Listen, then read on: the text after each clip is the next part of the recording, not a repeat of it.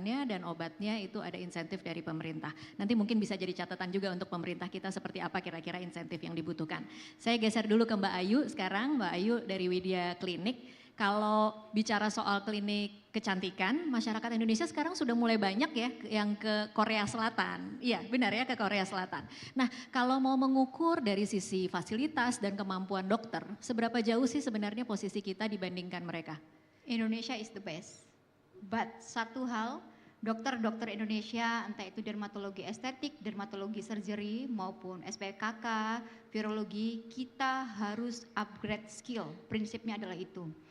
Saya berbicara sebagai salah satu dokter dermatologi estetik bahwa kita di sini Indonesia mempunyai permasalahan adalah penyakit degeneratif. Diingat itu, pasien-pasien penggunaan insulin jangka panjang, pasien-pasien lupus, pasien-pasien post kemoterapi mempunyai beberapa macam masalah yang dimana kita sebagai seorang dokter Indonesia tidak fokus pada hanya estetiknya saja, tetapi bagaimana kita bisa memberikan atau mencontohkan, mengedukasi kepada pasien bahwa segala tindakan dermatologi estetik yang kita berikan kepada pasien itu dia safety.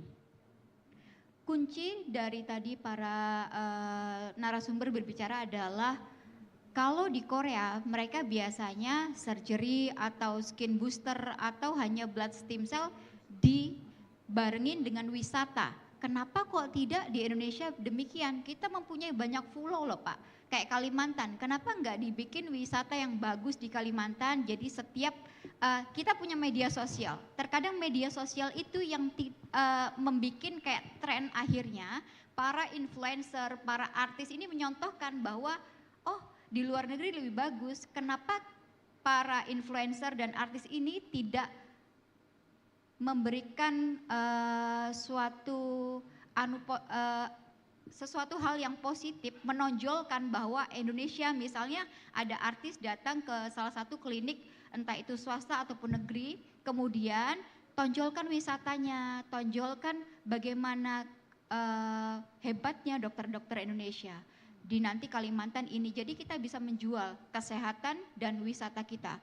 Kita tahu sekarang banyaknya juga dokter itu harus membuat brand supaya pasien percaya terhadap kita. Di Indonesia sekarang yang menurut saya kurangnya, kenapa kok kadang respect seorang pasien itu berkurang terhadap dokter adalah empati. Kita tahu empati dokter-dokter saat ini mungkin kurang. Kita tidak pernah mendengarkan pasien secara utuh.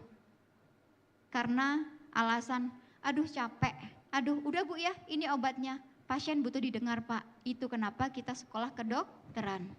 Jadi menurut saya tolong dipertimbangkan, lini pertama dari gawat darurat adalah mempunyai dokter yang empati dan skill yang bagus. Sehingga dia bisa memberikan pelayanan yang optimal. Karena lini pertama dari kesehatan adalah IGD. Itu yang terjadi saat ini yang saya rasakan di daerah-daerah tertentu. Terima kasih. Oke, terima kasih Mbak Ayu. Ya, ini juga meng-highlight satu poin penting yang juga jadi catatan buat masyarakat yang lebih suka pergi ke luar negeri. Katanya dokter di luar itu lebih ramah-ramah, lebih mudah menjelaskan, punya waktu yang panjang. Mungkin kalau dibandingkan dengan di Indonesia kadang-kadang kita memang seperti terburu-buru ketika mendengar penjelasan dokter ya.